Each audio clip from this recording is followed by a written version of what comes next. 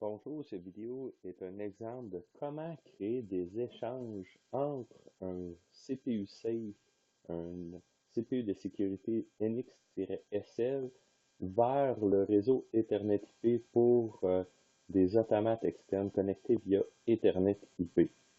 Donc, à la base, quand on utilise le NX-EIC, le module de communication Ethernet IP, on peut ajouter le contrôleur safe avec ses cartes d'entrée-sortie.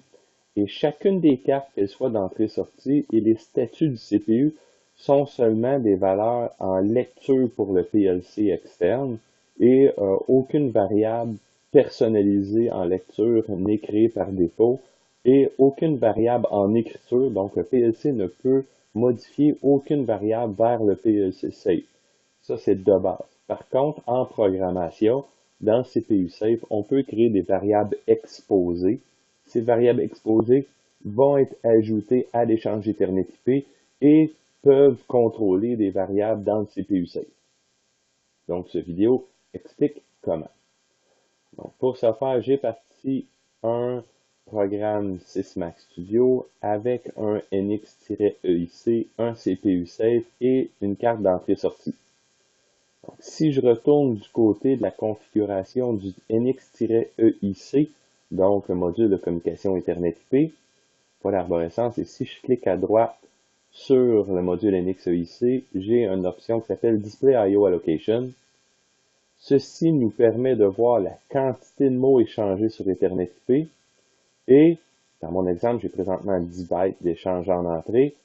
Ça nous permet aussi de voir où est située chacune des informations à l'intérieur du 10 bytes d'échange. Donc, c'est quoi l'offset à partir du début de mon mot d'échange jusqu'au dernier mot. Par défaut, comme je disais tantôt, aucun mot de sortie est exposé, donc aucun échange vers l'automate. L'automate ne peut pas écrire rien dans le CPU safe par défaut et toutes les entrées-sorties sont vues comme des statuts et non pas comme des contrôles. Si je retourne maintenant du côté de la programmation du CPU safe, je peux, dans la section configuration, sous l'option standard slave IO, créer ce qu'on appelle des variables exposées. Donc, ces variables peuvent être en entrée ou en sortie. Donc, ça peut être des variables qui sont lues du CPU safe vers le maître Ethernet IP ou le contraire, c'est-à-dire que le maître Ethernet IP, un PLC externe, peut écrire des variables dans le CPU safe. Donc, notez que ces variables que l'on écrit ne peut pas contrôler directement de la sécurité. Donc, c'est pour des resets ou pour comprendre mieux, gérer des zones, des choses comme ça, mais c'est pas directement des arrêts machines, la section sécurité. Donc, on peut créer nos variables exposées si je l'appelle vers IP ici. On peut créer des booléens et des entiers. Ce que nous avons remarqué, c'est que les échanges Ethernet IP avec le NXSL est d'un minimum de 16 bits. Donc, même si je crée un booléen, 16 bits vont être ajoutés à mon échange Ethernet IP. Et si je crée plusieurs booléens, plusieurs 8 ou 16 bits seront ajoutés à mon échange Ethernet IP. Donc, par défaut, l'échange Ethernet IP n'est pas maximisé. C'est-à-dire que sur mes 16 bits, mon mot entier, seulement que 2 bits sont utilisés à la fois. Donc, j'ai créé des function blocks qui peuvent convertir des entiers en booléens et des booléens en entiers de façon à optimiser l'échange Ethernet IP. Donc, je vais montrer comment les utiliser.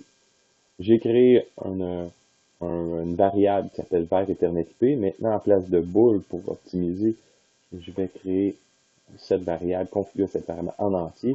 Je vais faire la même chose de l'autre côté. Je vais l'appeler depuis IP et je la configure en entier aussi. Donc maintenant, j'ai deux mots exposés, un en entrée, un en sortie. Si je veux voir maintenant ma nouvelle quantité de mots échangés sur Ethernet IP, je retourne dans la section de configuration de mon module de communication Ethernet IP. Je clique à droite sur mon NX-EIC, toujours à la même place, Display I/O Allocation. Et maintenant, j'ai 12 bytes d'entrée et 2 bytes de sortie. Tantôt, j'avais seulement que 12 bytes d'input. Et je vais retrouver en dessous de mon NXSL, donc où est mon NXSL? Mon NXSL est Safety, NXSL est ici, NXSL 3300, et la dernière variable de mon NXSL, c'est mon var EIP, donc la variable que je viens de créer exposée, et dans ma section de mots d'échange Ethernet-IP échange de sortie, j'ai ma variable depuis Ethernet-IP. Donc, ces variables peuvent être échangées. Maintenant, comment les utiliser dans le programme? Je retourne du côté de la programmation. J'ai créé des function blocks. Donc, on peut importer des function blocks à partir d'ici, des function blocks personnalisés. Pour aller chercher les function blocks que j'ai créés, au lieu de les recréer, on peut aller dans Google en premier. L'idée est de trouver mon site web, donc faire une recherche dans Google pour le mot Homerun BIZZ, tout un mot. Le premier site apparaît, c'est mon site, le Homerun Biz.